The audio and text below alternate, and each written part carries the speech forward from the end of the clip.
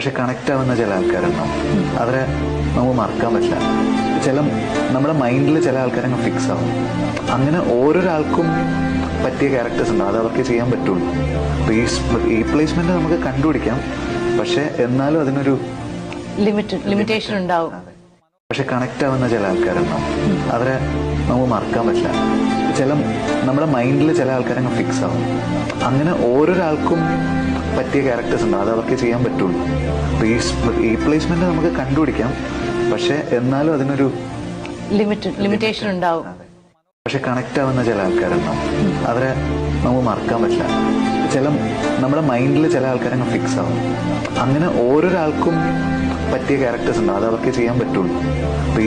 Replacement നമുക്ക് കണ്ടുപിടിക്കാം, പക്ഷെ എന്നാലും അതിനൊരു ലിമിറ്റേഷൻ ഉണ്ടാവും. പക്ഷെ